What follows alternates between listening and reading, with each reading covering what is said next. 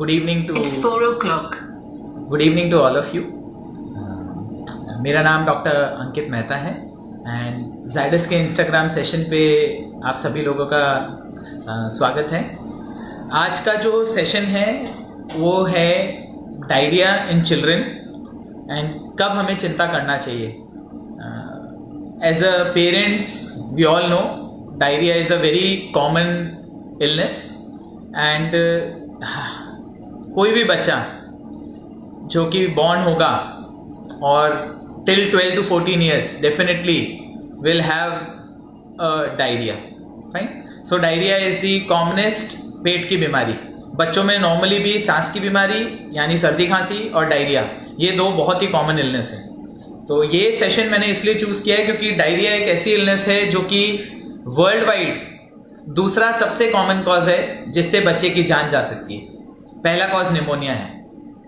So what I am going to talk about today is कि diarrhoea क्या है, diarrhoea के बारे में एक पेरेंट्स को क्या क्या जानकारी होनी चाहिए, कब हमें डायरिया में वरी करना चाहिए एंड कब इमीडिएटली हमें उन्हें हॉस्पिटल लेके जाना चाहिए एंड मोस्ट इंपॉर्टेंट थिंग है हमें क्या मेडिकेशंस यूज करने चाहिए एंड सेल्फ मेडिकेशन बहुत ही कॉमनली यूज किया जाता है डायरिया में, वो हमें यूज करना चाहिए कि नहीं। So these are the all topics which I am going to talk about. तो मैं सबसे पहले चालू करता हूँ जब बेबी बॉर्न होता है एंड उससे पहले आई जस्ट टेल कि व्हाट इज डायरिया। तो डायरिया हम एज अ डॉक्टर डिफाइन करते हैं जब या तो बच्चे की कंसिस्टेंसी स्टूल की बढ़ जाए, यानी मान लीजिए कोई बच्चा दिन में 2 बार स्टूल पास करता है, अब उसकी फ्रीक्वेंसी बढ़ गई है और वो 4 से 5 बार करने लगा है, यानी फ्रीक्वेंसी अगर बढ़ जाए या फिर उसकी कंसिस्टेंसी चेंज हो जाए, यानी उसकी जो सॉलिड्स है वो थोड़ी सेमी सॉलिड हो जाए, लूज हो जाए, यानी उसकी फ्रीक्वेंसी चेंज हो या कंसिस्टेंसी चेंज हो तो उसे हम डायरिया कहते हैं। ओके, एंड डायरिया अलग अलग प्रकार के होते हैं। एक डायरिया होता है अक्यूट डायरिया, यानी अगर 10 दिन से 14 दिन के बीच लेस देन 14 डेज ड्यूरेशन का अगर कोई डायरिया है, यानी लेस देन 14 डेज किसी बच्चे को डायरिया है तो अक्यूट डायरिया है। अगर किसी बच्चे को 21 दिन से ज्यादा डायरिया है तो वो क्रॉनिक डायरिया है और साथ में परसिस्टेंट डायरिया है। तो we have to be very careful. आज जो मैं सेशन ले रहा हूं वो डायरिया के बारे में ज्यादातर अक्यूट डायरिया के बारे में बात करेगा, पर क्या थोड़ा बहुत वो परसिस्टेंट डायरिया के बारे में भी नॉलेज देगा। तो बेसिकली डायरिया की आई थिंक डेफिनेशन सबको समझ में आ गई है कि कभी भी फ्रीक्वेंसी बढ़ जाए या कंसिस्टेंसी चेंज हो जाए तो उसको हम डायरिया कहते हैं। अब सेकेंड मोस्ट इंपॉर्टेंट चीज है जो कि है कि न्यूबॉर्न्स जो होते हैं, वहीं से मैं चालू करूंगा। वो जब 4-5-6 दिन के होते हैं, इनिशियली उनका स्टूल ब्लैक हो रहा होता है एंड उसके बाद उनको अचानक से थोड़ा सुनहरी हल्की और लूज पॉटी होने लगती है एंड बहुत सारे टाइम सबसे पहले पेरेंट्स तभी चिंता करते हैं कि हमारे बच्चे को डायरिया क्यों हो गया है। तो एक बात आप समझ लीजिए कि न्यूबॉर्न के अंदर 4 से 20 दिन के बीच में जब आप बच्चे को प्योरली ब्रेस्ट फीड कर रहे हो तो एक स्टूल के अंदर चेंज आता है जिसे हम ट्रांजिशन स्टूल कहते हैं एंड उसके बाद नॉर्मल स्टूल जो है वो अराउंड 3 से 6 हफ्ते में आना चालू हो जाता है। तो वो ट्रांजिशन स्टूल को हम डायरिया बिल्कुल नहीं कहते। दूसरा है, कई बार बच्चे जब छोटे होते हैं 3 महीने तक 6 महीने तक, तब वो दूध पीते ही तुरंत पॉटी कर देते हैं, लेकिन अदरवाइज वो हेल्दी होते हैं, वेट गेन हो रहा होता है, उनकी स्लीप अच्छी होती है, कोई ज्यादा पेट दर्द नहीं होता, उल्टियां नहीं होती, कोई बुखार नहीं होता। वो भी एक नॉर्मल चीज है, उसे हम गैस्ट्रोकोलिक रिफ्लेक्स कहते हैं और उसे भी हम डायरिया नहीं मानते हैं। बहुत सारे बच्चे शुरुआत में जब छोटे होते हैं लेस देन 1 ईयर वो ग्रीन पॉटी करते हैं, ग्रीन स्टूल करते हैं। सो उसको भी हम डायरिया नहीं कहते, सिर्फ कलर से डायरिया को कहना मुश्किल है। फाइन। सो अगर आपको लगता है कि भाई मेरा बच्चा ग्रीन स्टूल कर रहा है और ये चिंता की बात है, तो ऐसा नहीं है। वो ग्रीन कलर बाइल के कारण होता है, पीत का पानी होता है वो, जिसे हम गॉल ब्लैडर का पानी बोलते हैं, और उससे वो निकल के आता है कलर बाइल का, और वो जब एब्जॉर्ब नहीं होता है तो वो ग्रीन कलर इंपार्ट करता है। एंड बच्चों के अंदर वो जो एब्जॉर्प्शन है वो कई बार 6 महीने 1 साल के बाद अच्छे से होना चालू होता है, इसलिए कई बार बच्चों की पॉटी जो है वो ग्रीन लगती है, तो उसे भी डायरिया नहीं कहते। सो ये बहुत क्लियर होना चाहिए कि न्यूबॉर्न के जो स्टूल्स हैं वो अगर थोड़े पतले होते हैं इनिशियली 4 से 20 डेज के बीच में, लेकिन वो अच्छे से ब्रेस्ट फीडिंग कर रहा है, यूरिन आउटपुट अच्छा है, कोई फीवर नहीं है, सुस्त नहीं है, इसका मतलब वो डायरिया नहीं है, वो नॉर्मल ट्रांजिशन स्टूल है। समझ गए?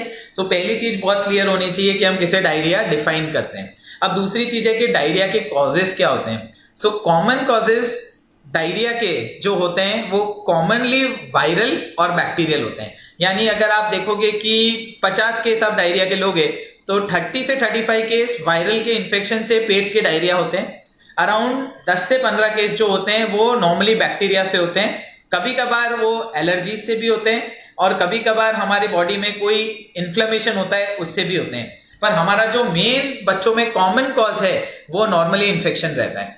तो मान लीजिए हम कॉमनली अगर अक्यूट डायरिया देखेंगे तो commonest cause will be infection. अब जो इन्फेक्शन है वो नॉर्मली ऑब्वियसली पेट का ही इन्फेक्शन होता है, पर कई बार जो ये डायरिया है ना, हमें ऐसा लगता है कि भले ये डायरिया है लेकिन कई बार वो यूरिनरी इन्फेक्शन के कारण, कई बार अपेंडिक्स के चेप इन्फेक्शन के कारण भी बच्चों को डायरिया होने लगता है। सो हमेशा ये ना समझे कि भाई डायरिया हो रहा है यानी पेट का ही इन्फेक्शन हो गया है, ये भी बहुत क्लियर होना चाहिए पेरेंट्स को। सो हम डायरिया के कॉमन कॉजेज भले हम इन्फेक्शन ही मानते हैं जो कि पेट से आता है, पर कई बार यूरिन के इन्फेक्शन, कई बार बॉडी में कहीं और पे इन्फेक्शन हो जैसे अपेंडिक्स में हो तो भी बच्चे को डायरिया होना चालू हो सकता है। तो अपने आप से ये ना मान लें कि भाई जो डायरिया है वो हमेशा पेट के इन्फेक्शन से ही होता है एंड वी कैन वेट। ठीक है, तो कॉमन कॉजेज हमने वायरस की बात करी। वायरस बहुत अलग अलग प्रकार के होते हैं। जो वायरस डायरिया करते हैं उसके बहुत अलग अलग नाम होते हैं और एक कॉमन नाम आप सभी मदर्स ने सुना होगा जिसे हम रोटा वायरस डायरिया कहते हैं। अलग अलग प्रकार के बाकी होते हैं, नोरो वायरस, एडिनो वायरस, इन सबसे हमें ज्यादा मतलब नहीं होता है, लेकिन हमें जानकारी होनी चाहिए कि हाँ भाई जो डायरियल इन्फेक्शन है वो वायरस से होते हैं एंड बाकी बैक्टीरिया से होते हैं। तो डायरिया किस प्रकार से बच्चे में सिम्टम्स लेके आता है वो मैं आपको बताता हूँ। नॉर्मली जो डायरिया के साथ में है ना, वॉमिटिंग बहुत कॉमन होती है। फर्स्ट 1-2 दिन के डायरिया के अंदर नॉर्मली बच्चे को फ्रीक्वेंटली वॉमिटिंग होना या बच्चे को उबके आना बहुत कॉमन होता है। दूसरा है कि जो बच्चों के डायरिया हैं वो कभी कभार बहुत लार्ज अमाउंट में और बहुत फ्रीक्वेंटली हो सकते हैं। यानी अगर हम पेरेंट्स से पूछते हैं तो कई बार वो बताते हैं कि बहुत ज्यादा अमाउंट हो रहा है और हर 15-20 मिनट में हो रहा है, आधे घंटे में हो रहा है। कभी कभार सिर्फ पॉटी थोड़ी सी निकलती है लेकिन वो बार बार निकल रही होती है और बच्चे की बार बार इच्छा हो रही होती है कि भाई वो तुरंत पॉटी करने जाए अगर वो बड़ा बच्चा है तो। सो डायरिया दोनों प्रकार के हो सकते हैं। डायरिया जो है वो छोटी आंत से आता है और बड़ी आंत से आता है। अगर वो छोटी आंत से आ रहा है तो अमाउंट बहुत ज्यादा होता है और बहुत जल्दी जल्दी कई बार बच्चा करता है। अगर वो बड़ी आंत से आ रहा है तो उसका अमाउंट छोटा होता है लेकिन बच्चे को पॉटी की जगह पे दर्द होता है और बच्चा बहुत फ्रीक्वेंटली पॉटी जाने की इच्छा जाहिर करता है पर वो थोड़ा सा निकलता है। कई बार इवन अंडरगारमेंट्स भी उसके स्टेन हो जाते हैं। इन सभी सिम्टम्स के साथ फीवर होना बहुत कॉमन है। बहुत फीवर कॉमनली बच्चों में डायरिया के साथ होता है क्योंकि एक इन्फेक्शन है। तो बच्चे का फीवर जो है वो 100 से लेके 102, 103 तक आ सकता है। एंड साथ में कई बार इसके साथ में पेट का दर्द होना बहुत कॉमन है। पेट का दर्द जो है वो रुक रुक के नॉर्मली होता है एंड कई बार परसिस्टेंटली भी बहुत ज्यादा होता है। तो पेट का दर्द हो गया, फीवर हो गया, डायरिया का अमाउंट हो गया, ये सब बहुत मैटर करता है हिस्ट्री के अंदर। बट सबसे इंपॉर्टेंट चीज जो मैटर करती है वो होती है कलर ऑफ स्टूल। अगर कलर कभी भी आपको लगता है कि रेड है, रेड कलर अगर साथ में स्टूल आ रहा है यानी ब्लड आ रहा है तो वो सिंपल डायरिया नहीं है, उसे हम डिसेंट्री कहते हैं। अगर वो पॉटी जो पॉटी के साथ मिक्स होके अंदर से रेशे के साथ में आ रहा है दैट मीन्स कि वो डिसेंट्री है। अगर पॉटी से अलग ब्लड आ रहा है और वो फ्रेश ब्लड है और जेली की तरह आ रहा है और वो छोटा बच्चा है तो वो बहुत वरीसम हो सकता है। मैं फिर से बोल रहा हूं, सुनिएगा। अगर किसी बच्चे को डायरिया है 6 महीने से 2 साल के बीच में और बच्चे को जो कलर ऑफ स्टूल है अगर वो रेड कलर स्टूल है तो वो अच्छी बात नहीं है। रेड कलर स्टूल का मतलब है कि शायद उसको पॉटी के अंदर ब्लीडिंग हो रही है, यानी पेट के अंदर चेप के कारण उसकी आंतों में से ब्लीडिंग हो रहा है। उसका ये इंपॉर्टेंट चीज है कि अगर वो पॉटी के साथ मिक्स होके आ रहा है दैट मीन्स कि वो पेट का इन्फेक्शन है। लेकिन अगर वो पॉटी से अलग आ रहा है यानी पॉटी हो गई और उसके बाद रेड कलर का जेली जैसा स्टूल आ रहा है, वो एक डेंजर साइन है। उसको हमें इमीडिएटली डॉक्टर के पास ले जाना चाहिए क्योंकि ऐसे बच्चों को आंतों में आते फंसने का बहुत डर होता है एंड ये कॉमनली बच्चों को डायरिया में हो जाता है जिसे हम बोलते हैं इंट्यूसेप्शन।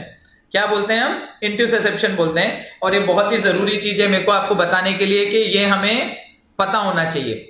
सो कलर ऑफ स्टूल मैटर करता है।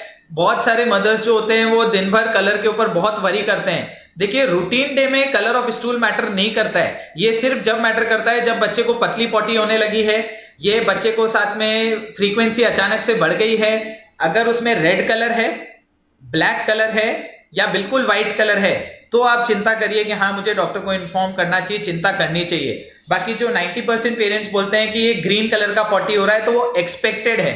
एक्सपेक्टेड इसलिए है क्योंकि जो आते होती है ना डायरिया के अंदर, वो फास्ट चलती है और हमारे पीठ का जो पानी होता है वो ग्रीन कलर का होता है, तो हमारी बॉडी उसे एब्जॉर्ब नहीं कर पाती है, तो बार बार ग्रीन कलर का स्टूल निकलता होता है। सो ग्रीन कलर का stool is not a worry, वो डायरिया में एक्सपेक्टेड है। पर वरी कब है? जब रेड कलर्ड स्टूल है, ब्लैक कलर्ड स्टूल है या व्हाइट कलर्ड स्टूल है, तो हमें चिंता करना चाहिए कि भाई मेरे बच्चे का डायरिया का कलर जो है स्टूल का वो अच्छा नहीं लग रहा है, and we should immediately visit doctor. अगर ब्लैक कलर्ड स्टूल है यानी उसका भी मतलब होता है कि शायद बच्चे को पॉटी में ब्लड निकल रहा है, and we should be extremely careful अगर ऐसी कोई कंडीशन है तो आई होप ये क्लियर है डायरिया के सिम्टम्स। सो डायरिया के सिम्टम्स जो होते हैं वो स्पेशली साथ में वॉमिटिंग, बहुत हाई ग्रेड फीवर, बुखार जो है वो ठंड लग के भी आ सकता है, साथ में कई बार उसको बहुत ज्यादा पेट दर्द भी हो सकता है। तो ये सब कॉमन डायरिया के सिम्टम्स हैं जो छोटे बच्चे, ऑब्वियसली इन्फेंट तो नहीं बता पाएंगे, पर जैसे जैसे बच्चे थोड़े बड़ा होते हैं डेफिनेटली उनको पता चलेगा।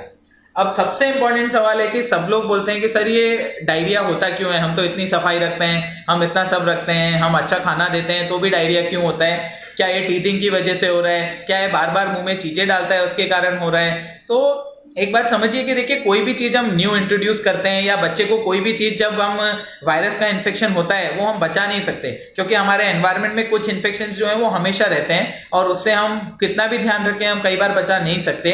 तो डेफिनेटली उनके हाथों से, उनके इधर उधर के एनवायरनमेंट से जाता है, बट एक बार से लेके 5 बार तक के लिए साल में डायरिया होना कई बार 1 से 4 साल के उम्र के बच्चों को इज वेरी कॉमन। मेरे कहने का मतलब है कि इंडियन बच्चों को साल में 3 से 4 बार डायरिया हो सकता है, बिकॉज उनकी ग्रोइंग एज के अंदर उनका एक्सपोजर इतने सारे कीटाणुओं से होता है और उनका हैंड हाइजीन भी इतना अच्छा नहीं होता है कि हम उनको 100% डायरिया से प्रिवेंट नहीं कर सकते, राइट? लेकिन इसका ये मतलब नहीं है कि हम उनका हाइजीन मेंटेन ना करें, हम ये सब ना करें। टीथिंग के अंदर भी बच्चा बार बार हाथ मुंह में डालता है और इधर उधर की चीजें मुंह में डालता है और इसीलिए उस एनवायरमेंट में से उसको इन्फेक्शन हो जाता है। तो टीथिंग का डायरिया और बाकी कोई अदरवाइज डायरिया में कोई फर्क नहीं होता है। आप लोग बार बार बोलते हो सर ये टीथिंग का डायरिया है तो ठीक ही हो जाएगा ना। भाई टीथिंग में भी इन्फेक्शन पेट में जाता है और पेट में इन्फेक्शन जाता है तो वो डायरिया वैसा ही रहता है। So there is no difference कि भाई टीथिंग का डायरिया अलग है या हमारे हाथों में से कुछ जा रहा है उसका डायरिया अलग है। सो आई होप ये क्लियर है कि बच्चों को जो है वो डायरिया जो है साल में 3 से 4 बार हो सकता है। अच्छा, आप कब चिंता करनी चाहिए? आप तो क्लियरली बोल रहे हो सर कि 3 से 4 बार डायरिया तो हो सकता है, तो मुझे कब चिंता करनी चाहिए? डायरिया ऐसा क्या करता है कि we should worry? So basically diarrhoea contains lot of electrolyte. Diarrhoea के अंदर बहुत सारे इलेक्ट्रोलाइट्स होते हैं। इलेक्ट्रोलाइट का मतलब क्या होता है? सोडियम होता है उसमें पोटेशियम होता है, उसमें बॉडी में एक बाइकार्बोनेट करके होता है, वो सब होता है। वो सब बॉडी के लिए इतना इंपॉर्टेंट होता है कि वो आपकी बॉडी को एनर्जी देता है। सो बेसिकली हम जब डायरिया करते हैं तो उसमें बहुत सारे हमारे इलेक्ट्रोलाइट्स और वाटर दोनों का लॉस हो जाता है। सो अगर हम जितनी बार डायरिया करेंगे उतनी बार हमारी बॉडी में से वाटर लॉस भी होगा और उसके साथ में हमारे इलेक्ट्रोलाइट्स भी लॉस होंगे, यानी सोडियम, पोटेशियम, इन सब की कमी हो जाएगी। फाइन। अब स्पेशली जो छोटे बच्चे होते हैं ना, 1 साल से छोटे बच्चे, उनका प्रॉब्लम क्या है कि उनको जो उनका दिमाग का सेंटर है पानी पीने का, वो इतना कनेक्ट नहीं होता है बॉडी के साथ, वो एक उम्र के बाद ही सेटअप हो पाता है। तो हम अगर उसको स्पेशली सिर्फ पानी दिलाते रहेंगे, नॉर्मल पानी पिलाएंगे और हम बॉडी में से पानी और सॉल्ट दोनों लॉस कर रहे हैं, तो हमारा बच्चा टाइम के साथ और सुस्त हो जाएगा, क्योंकि उसकी बॉडी में नमक की कमी होने लगेगी, उसकी बॉडी में पोटेशियम की कमी होने लगेगी और उसकी बॉडी के अंदर बाइकार्बोनेट की कमी होने लगेगी। यानी अगर हम डायरिया के अंदर सिर्फ पानी देंगे तो वो अच्छी बात नहीं होगी। ऐसे बच्चों को ओरल रिहाइड्रेशन सॉल्यूशन देना पड़ता है, जिसे हम ORS बोलते हैं। समझ गए? तो डायरिया की सबसे बड़ी तकलीफ यह है कि डायरिया के अंदर बच्चा बहुत सारा वाटर और पोटेशियम और सोडियम लॉस करता है, तो बच्चा इसीलिए सुस्त होने लगता है, बच्चा इसीलिए इरिटेबल होने लगता है और बच्चा इसीलिए ऐसा लगता है कि भाई मेरा बच्चा मुझे ठीक नहीं लग रहा है। फाइन। सो कब मुझे चिंता करनी चाहिए? बहुत क्लियर है कि डायरिया के केस में हमें कब चिंता करनी चाहिए, तो मैं आपको क्लियरली बताऊंगा 4-5 साइन, वो याद रखिए।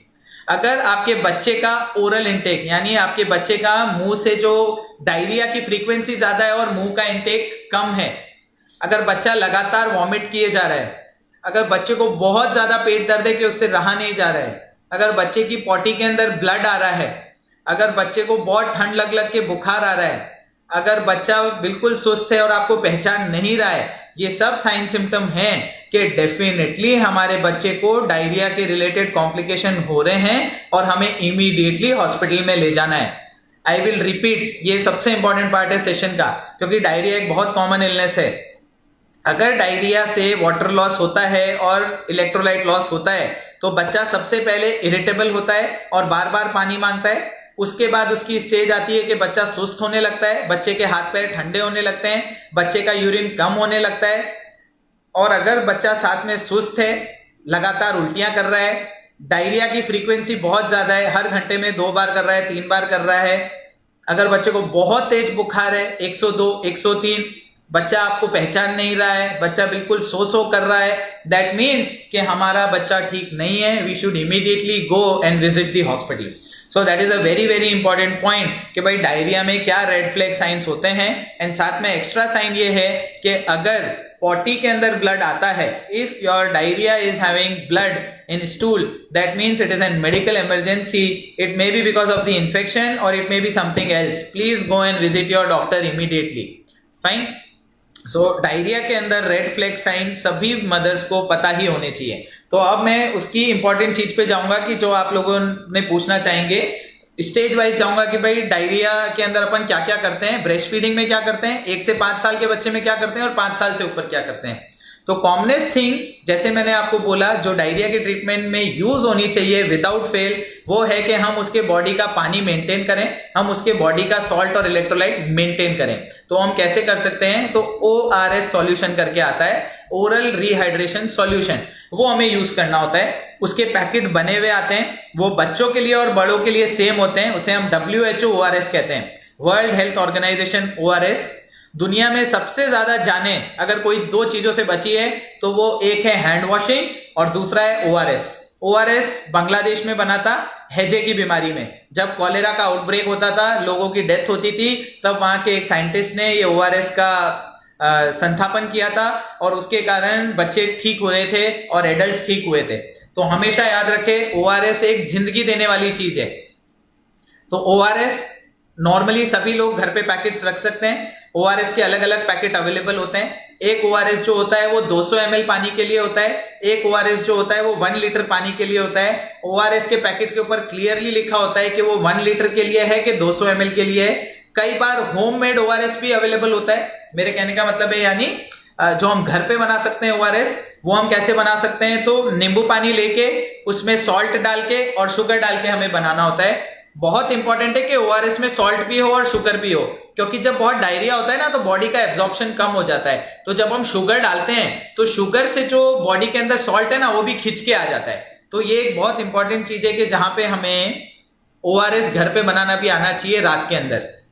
तो उसका कंसेप्ट ये होता है कि उसमें ये वाला जो है, this pinch of sugar fine and this pinch of salt should be taken, यानी अपना थंब और ये वाला इंडेक्स फिंगर जो है उसका तो हम लेंगे शुगर और हम इसका पिंच लेंगे सॉल्ट का और 1 ग्लास पानी लेंगे और हम बना सकते हैं। मान लीजिए अगर आपके पास ORS इमीडिएटली अवेलेबल नहीं है और आप कहीं ऐसी जगह गए हैं, राइट। अब दूसरी इंपॉर्टेंट चीज आती है, ORS कितना देना चाहिए, तो 10 ml पर किलो। मान लीजिए आपका बच्चा 5 किलो का है तो 50 ml देना चाहिए। मान लीजिए आपका बच्चा है 20 किलो का तो उसको 200 ml देना चाहिए। यानी जितना वजन है इंटू 10 करके उसे पिलाना चाहिए और जितनी बार वो डायरिया करता है पिलाना चाहिए। बहुत सारे लोग बोलते हैं सर हमने तो पिलाया और वैसे ही वो डायरिया कर रहा है, क्या फायदा है। भाई ये गलती ना करें। जब डायरिया होता है तो बॉडी का एब्जॉर्प्शन कम हो जाता है। आप कुछ भी खिलाओगे तो वो पॉटी में निकलेगा, आपका पाचन नहीं हुआ होगा। कई बार आप जो खिलाओगे वो ऐसा का ऐसा पॉटी में निकल जाएगा। इसका ये मतलब नहीं है कि हम खिलाना बंद कर दें और डायरिया बढ़ गया है। खाना आप नहीं दोगे, ORS आप नहीं दोगे तो पेशेंट और डल हो जाएगा और सुस्त हो जाएगा और एडमिशन की और ज्यादा जरूरत पड़ जाएगी। समझ गए। तो you have to be extremely clear कि भाई खाना तो डायरिया के टाइम में देना ही है और ORS देना ही है। ORS नहीं अवेलेबल है तो नींबू पानी देना है, नींबू पानी नहीं अवेलेबल है तो हमें नारियल पानी देना है, पर जरूर से उसको हाइड्रेशन मेंटेन करना है। दूसरी चीज है एंटीबायोटिक्स। अब लोग क्या करते हैं, एंटीबायोटिक्स तो बुरा मत मानिएगा, लेकिन 90% लोग सबसे पहले एंटीबायोटिक दे देते हैं। आपको मैं सच बता दूं, मैंने आपको शुरुआत में ही बोला सेशन में, 80% जो डायरिया होते हैं ना वो वायरल होते हैं। तो वायरल इन्फेक्शन में एंटीबायोटिक कोई काम नहीं करती है, ठीक है। सो डायरिया के अंदर एंटीबायोटिक्स का कोई रोल बहुत ज्यादा नहीं है। आप लोग उसको उठा के ओफ्लॉक्सासिलिन दे देते हैं, आप मेट्रोजेल दे देते हैं, आप ओफ्लॉक्स ऑर्निडाजोल का कॉम्बिनेशन दे देते हैं। आप ये सब यूज ना करें, क्योंकि इससे कोई बहुत ज्यादा फायदा नहीं होने वाला है। एंटीबायोटिक्स डायरिया में बहुत कम जगह यूज होती हैं। एंटीबायोटिक्स डायरिया में सिर्फ एक इंपॉर्टेंट जगह यूज होती है, जिसे हम डिसेंट्री कहते हैं। डिसेंट्री यानी जब पेट के अंदर बैक्टीरिया का इन्फेक्शन हो जाए, पॉटी के अंदर ब्लड आने लगे या आंतों के अंदर सूजन हो जाए, तभी हम यूज करें। ओवर द काउंटर एंटीबायोटिक लेने का कोई फायदा नहीं है। वो आपको बहुत इंपॉर्टेंट है और वो आपको समझना पड़ेगा कि भाई एंटीबायोटिक कोई हर बार डायरिया में यूज नहीं होती है। So please avoid using antibiotics. अपने आप से प्लीज बच्चों को ना पिलाएं कि सर मैंने 3 डोज दे दिया, 4 डोज दे दिया, अभी फायदा नहीं हुआ है, क्या करना है, समझ गए। अब सेकेंड चीज है और क्या यूज करते हैं, तो प्रोबायोटिक्स बहुत हेल्पफुल होती हैं डायरिया में। एंड यूजुअली सभी प्रकार का लिटरेचर और रिसर्च कहता है कि उसको अगर शुरुआत में चालू कर दिया जाए पहले 24 घंटे में, तो वो डायरिया का फ्रीक्वेंसी कम करते हैं। सो वो भी आपको खुद नहीं खरीदना है, अपने घर के ऊपर कुछ लोग स्टोर करके रखते हैं और फिर 1-2 एपिसोड डायरिया के अंदर दे देते हैं। आप पूछ के दीजिए, अपनी इच्छा से ओवर द काउंटर खरीद के मत दीजिए। तीसरी बहुत इंपॉर्टेंट चीज जो यूज होती है वो जिंक होती है। तो जिंक में याद रखिए कि जिंक डायरिया के अंदर बहुत हेल्पफुल है। जिंक के सिरप्स आते हैं, पर ये याद रखिए कि जिंक का सिरप का जो कोर्स होता है वो 10 से 14 दिन का होता है। अगर पेशेंट ठीक भी हो जाता है तो आपको 10 से 14 दिन आपका जिंक का कोर्स खत्म करना है। सो दैट इज वेरी इंपॉर्टेंट। तो डायरिया में सबसे इंपॉर्टेंट चीज क्या है, ओआरएस। हमेशा घर का खाना खिलाएं। अवॉइड करने के लिए नॉर्मली जो अवॉइड करते हैं लोग, वो मैं आपको बता देता हूं। सब लोग, आप लोग मिल्क बंद कर देते हो, बोलते हो सर ये शायद मिल्क पचा नहीं पाएगा, खाना नहीं पचा पाएगा, और आप सब बंद कर देते हो। ऐसा नहीं करना है। नॉर्मली डायरिया में खाना अवॉइड नहीं करना है। डायरिया में जो चीज अवॉइड करनी है वो मैं आपको क्लियरली बोल रहा हूं। फ्रूट जूसेस मत दीजिए। फ्रूट जूस जो होते हैं ना, उसकी ऑस्मोलैलिटी बहुत ज्यादा होती है। ऑस्मोलैलिटी का मतलब होता है कि उसकी पानी खींचने की कैपेसिटी बहुत ज्यादा होती है। तो जब हम जूस पीते हैं तो बॉडी के अंदर से वो पानी और खींचता है और वो डायरिया को बढ़ाता है। तो मेहरबानी करके डायरिया के अंदर फ्रूट जूस को अवॉइड करने की कोशिश करिए। आप बनाना खिलाइए, आप दही खिलाइए, आप खिचड़ी खिलाइए, आप दाल चावल खिलाइए, वो सब बहुत इंपॉर्टेंट रहेगा। कोई भी बच्चा डायरिया में बहुत ज्यादा भूख नहीं लगती है।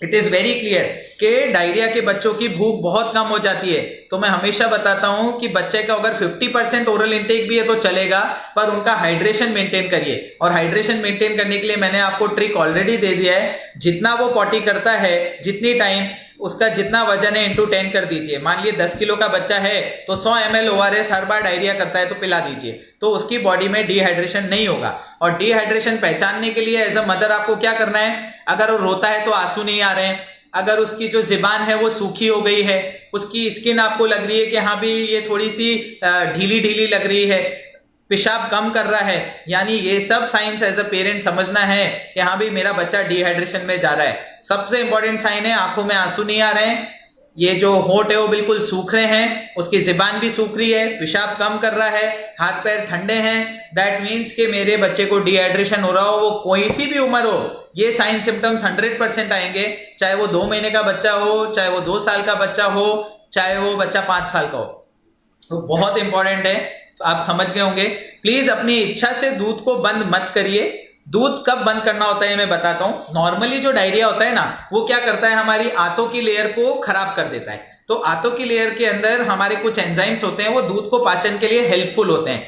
तो एक टाइम आता है जब दूध पचना बंद हो जाता है। उसके साइन सिम्टम क्या होते हैं मैं आपको क्लासिकली बताता हूं।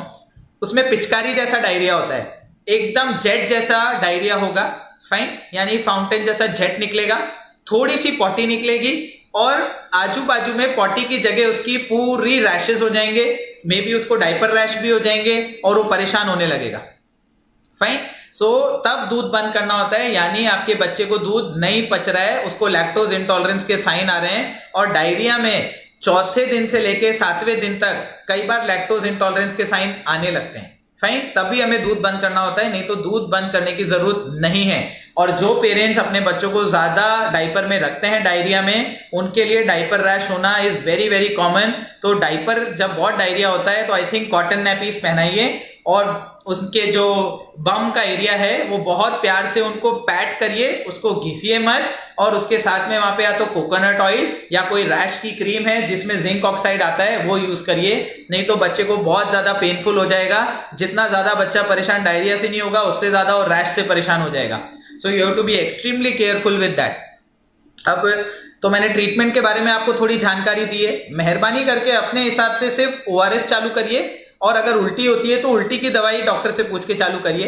एंटीबायोटिक्स यूज अपनी इच्छा से नहीं करना है, प्रोबायोटिक्स यूज अपनी इच्छा से नहीं करना है। जिंक का कोर्स अगर पिछले 3 महीने में किया है तो वापस अपनी इच्छा से रिपीट नहीं करना है। सो ये बहुत क्लियर होना चाहिए। फ्रूट जूस अवॉइड करने हैं, मिल्क बिना डॉक्टर से पूछे अवॉइड नहीं करना है। मिल्क अगर लैक्टोज इंटॉलरेंस है तो ही अवॉइड करना है, नहीं तो मिल्क को आपको यूज करना है। जो लोग लास्ट में अभी सुन रहे हैं वो थोड़ा सा रिवाइज करके सुन पाएंगे कि भाई मैंने क्या लैक्टोज इंटॉलरेंस के बारे में बताया था। सो वो बहुत क्लियर होना चाहिए। फाइन। तो अब सबसे इंपॉर्टेंट है मैं कब घबराता हूं डायरिया से, मैं डायरिया से कब चिंता करने लगता हूं और कब मैं हॉस्पिटल में एडमिशन एडवाइस करता हूं। अगर बच्चे को उल्टियां हो रही हैं, बच्चे ने सुसु सुबह से 6 घंटे से 12 घंटे से नहीं किया है, बच्चे को बहुत तेज बुखार हो रहा है, बच्चे का अगर पेट फूल रहा है, फाइन, या अगर मेरे को लग रहा है कि ये डायरिया जो है वो बेसिक डायरिया नहीं है, उसके साथ में उसको ब्लीडिंग इन स्टूल हो रहा है, उसको हो सकता है आंतों में आंतों फंसने का साइन हो, या हो सकता है हमें कोई और बीमारी लग रही हो लेकिन आप एज अ पेरेंट्स उसे डायरिया की तरह लेके आए हो, तो हम उनको एडवाइस एडमिशन करते हैं। तो डायरिया को कॉमनली ऐसी ही आसानी से ना लें। जो मैंने आपको सिम्टम्स समझाए, अगर उनमें से कोई भी प्रॉब्लम आपको लगती है तो अपने नजदीकी डॉक्टर को इमीडिएटली दिखाएं, क्योंकि डायरिया बहुत जल्दी कॉमन कॉम्प्लिकेशंस में चला जाता है। राइट। अब लास्ट पार्ट ऑफ जो चीज है, तो डायरिया मैंने बताया था कि साल में 3 से 5 बार कोई भी बच्चे को होना बहुत कॉमन है, पर कब हम चिंता करने लगते हैं। अगर बच्चे को फ्रीक्वेंटली डायरिया हो रहा है, जो कि साथ में बच्चे का वेट गेन भी नहीं है, या उसके साथ में उसे कॉन्स्टिपेशन हो रहा है, या उसको पॉटी के अंदर बार बार ब्लड आ रहा है, तो ऐसे बच्चे जो हैं वो कॉमनली हम सिंपल डायरिया उनको लेबल नहीं करेंगे, हम ऐसे बच्चों को इवेल्युएट करना चाहेंगे। आई विल अगेन रिपीट, अगर कोई बच्चे को बार बार डायरिया हो रहा है तो कुछ चीजों में मैं चिंता करूंगा। अगर उस बच्चे की हाइट वेट नहीं बढ़ रही है, अगर उस बच्चे को उस डायरिया के साथ बार बार बुखार आता है, ये डायरिया जो है वो 2-2, 3-3, 4-4 हफ्ते चल रहा है, मिटता ही नहीं है या मिट के वापस आ रहा है, अगर इस बच्चे को बार बार ब्लड के पॉटी के अंदर ब्लड आ रहा है, तो यानी ये सारी चीजें हैं जो हमें चिंताजनक हैं और हमें इनको इवैल्यूएशन करना चाहिए। ऐसे बच्चे को हमें नहीं छोड़ना चाहिए। अब आप पूछ सकते हैं सर ऐसे बच्चों को क्या हो सकता है, तो ऐसे बच्चों को अलग अलग बीमारियां होती हैं, कभी कभार एलर्जिक बीमारियां होती हैं। काउ मिल्क प्रोटीन इंटॉलरेंस अभी हमारी कंट्री में बहुत कॉमन बीमारी है, वो हो सकती है। हो सकता है उसको रोग प्रतिकारक शक्ति यानी इम्यूनिटी की बीमारी हो, या हो सकता है उसको इन्फ्लेमेशन की बीमारी हो, जो कि बड़ों में आप पेपर्स में सुनते होंगे आजकल बहुत कॉमनली लिखा जाता है इन्फ्लेमेटरी बाउल डिजीज। पिछले 1 साल में हम अंदाजन जाइडस हॉस्पिटल में करीब 7 से 8 बच्चे इन्फ्लेमेटरी बाउल डिजीज के देख चुके हैं, एंड छोटे से छोटा बच्चा जो हमने देखा है वो अराउंड 1 से 1.5 साल का देखा है। तो ऐसा नहीं है कि बीमारियां सिर्फ बड़ों में होती हैं, ये सब बीमारियां खासी कॉमन है। और ये तो सिर्फ मेरा एक्सपीरियंस है, हो सकता है यहाँ के डॉक्टर ने और भी ज्यादा देखा हो, क्योंकि कई बार आप ऐसे बच्चों को गैस्ट्रोएंटरोलॉजिस्ट को दिखाते हैं, कई बार पीडियाट्रिशियंस को दिखाते हैं, कई बार सर्जन को भी दिखाते हैं लोग, सो अलग अलग जगह जाते होंगे, पर ये सब बीमारियां कॉमन है। ये सेशन मैंने काउ मिल्क इंटॉलरेंस या इन्फ्लेमेटरी बाउल डिजीज या इन सब के लिए नहीं रखा है। मेरा मेन एम है कि मैं आपको समझाऊं कि कब हमें डायरिया में चिंता करनी चाहिए, उसी का ये सेशन था। तो मैं कंक्लूड करना चाहूंगा इस चीज से कि डायरिया एक कॉमन चाइल्डहुड इलनेस है। ये साल में 1 से 3 बार तक 1 से 4 साल के बच्चों को बहुत कॉमनली होती है। लेकिन अगर डायरिया के अंदर साथ में ब्लड है, डायरिया के साथ में अगर बहुत ज्यादा हाई ग्रेड फीवर है, लगातार उल्टियां हो रही हैं, बच्चा सुस्त लग रहा है, बच्चा पेशाब कम कर रहा है, और आपको लग रहा है कि नहीं बच्चा इज अनयूजुअली लेथार्जिक, तो ऐसे बच्चों को इमीडिएटली हॉस्पिटल में लाएं, अपने नजदीकी डॉक्टर को दिखाएं। ओवर द काउंटर मेडिसिन जो डायरिया के लिए अवेलेबल हैं, मेहरबानी करके उनको यूज ना करें। जो सबसे इंपॉर्टेंट चीज है यूज करने के लिए वो ORS है, आपको ORS यूज करना चाहिए। कोई भी दवाई जो बच्चे को पॉटी बंद कर दे वो बिल्कुल इस्तेमाल ना करें, स्पेशली लोपेरामाइड नाम से आती है, कुछ लोग गांव में ओपियोइड या अफीम भी चटाते हैं। ये सब बच्चे के लिए आत्मघाती हो सकता है। बच्चे का पेट फूल के, उसकी आंतें फूल के और आंतें फट सकती हैं, और ऐसे बच्चों को जीवन वापस देना बहुत मुश्किल हो जाता है। अगर बच्चा के पॉटी के साथ में अलग से अगर ब्लड आ रहा है तो ये एक मेडिकल इमरजेंसी होती है। अगर वो मिक्स होके आ रहा है तो उसे हम डिसेंट्री बोलते हैं। लेकिन अगर अलग से ब्लड आ रहा है और पॉटी अलग है, ये एक मेडिकल इमरजेंसी है, उसको इमीडिएटली नजदीकी हॉस्पिटल में दिखाएं। सो ये एक मेरा एक इंपॉर्टेंट मैसेज आप सबको रहेगा। अगर कुछ भी एक दो क्वेश्चंस आप लोगों के हैं तो मैं जरूर लेना चाहूंगा। मैं कुछ ऑलरेडी 2-3 क्वेश्चंस देख रहा हूं, सो वो क्वेश्चन में आपको आंसर डेफिनेटली दे देता हूं। एक क्वेश्चन है कि क्या सर अवेलेबल होते हैं ओआरएस बने बनाए? हमें डर लगता है ओआरएस बनाने में, तो ओआरएस के 200 ml के टेट्रा पैकेट आते हैं जो आप डेफिनेटली यूज कर सकते हो, एंड उससे हमें कोई प्रॉब्लम नहीं है। फाइन। दूसरा है, उन्होंने लिखा है कि क्या हम ओआरएस को स्ट्रॉ के साथ दे सकते हैं? सो मुझे कोई ओआरएस से प्रॉब्लम नहीं है, मतलब स्ट्रॉ से कोई प्रॉब्लम नहीं है। You can use, even sipper में डाल सकते हो, छोटे बच्चों को सिपर में डाल के और आप उनको दे सकते हो। पर प्लीज क्वांटिटी देखते रहें आप कितना क्वांटिटी दे रहे हैं, क्योंकि वो बहुत इंपॉर्टेंट है। आपको 10 ml पर किलो वापस उसकी बॉडी में डालना है। यानी उसने 5 बार पॉटी करी मान लो दिन में, तो उसने मान लो कि 500 ml पानी लॉस किया है पॉटी के अंदर और साथ में सॉल्ट लॉस किया है, तो 500 ml आपको ओआरएस उसको पिलाना है। आपको समझ लेना है कि भाई इतनी तो जरूरत है ही है, और बाकी जो बॉडी की रिक्वायरमेंट है वो तो पूरी करनी है। ये तो लॉस है जो आप रिप्लेस कर रहे हो, ये एक इंपॉर्टेंट चीज है। दूसरा क्वेश्चन है कि सर कुछ दवाइयां मार्केट में मिलती हैं जो पॉटी को बंद करने के लिए यूज कर सकते हैं। तो देखिए, डायरिया का एक अपना इलाज है जो कि कम से कम नॉर्मल डायरिया जो है वो 4 से 7 दिन हर बच्चे को चलता है। मैं कोई भी दवाई उसको दूं, एटलीस्ट मैं हर एक पेरेंट्स को समझाता हूं कि your child will have diarrhoea for at least 4 to 7 days, so don't be worried. अगर आप जल्दबाजी में ऐसे बच्चे को पॉटी बंद करने की दवाई देते हो तो वो एक सीरियस लाइफ थ्रेटनिंग उसकी आंतों की सूजन कर सकता है, और उसकी आंतों का जो इन्फेक्शन है वो शरीर में और फैल सकता है, और आंतें उसकी फट भी सकती है। तो ऐसा मेहरबानी करके इस प्रकार की दवाइयां फार्मासिस्ट से जाके अपनी इच्छा से ना खरीदें। राइट। एक और क्वेश्चन है कि सर डायरिया हरा होता है। सो ये सेशन में मैंने ऑलरेडी पहले लिया है। फर्स्ट ही चीज, डायरिया हरा होने का कारण है जो हमारा गॉल ब्लैडर का पानी होता है जिसे हम बाइल बोलते हैं, वो इन्हें हरा कलर देता है। और जब हमारी आंतें बहुत फास्ट काम कर रही होती है डायरिया में, क्योंकि उनका इन्फेक्शन होता है तो फास्ट मूव कर रही है, तो वो जो बाइल है उसका कलर ग्रीन होता है, इसीलिए ग्रीनिश डायरिया दिखता है। सो उसकी चिंता ना करें। चिंता में फिर कहूंगा, अगर ब्लड है, ब्लैक कलर्ड स्टूल है या कंप्लीटली व्हाइट कलर्ड स्टूल है तो हम चिंता करेंगे, और हम तब डेफिनेटली उसको बच्चे को लेके आएंगे, बाकी हम चिंता नहीं करेंगे। फाइन। तो I hope this session is okay. If you have any questions you can drop. अगर आपको कोई ऐसी चीज लगती है जो पूछना चाहते हैं तो आप डाल दीजिएगा इसके नीचे। मैं डेफिनेटली वापस से वेबसाइट पे जाके, एंड जब भी मुझे टाइम मिलता है नेक्स्ट 24-48 आवर्स में, मैं उसकी रिप्लाई करना चाहूंगा। Thank you so much.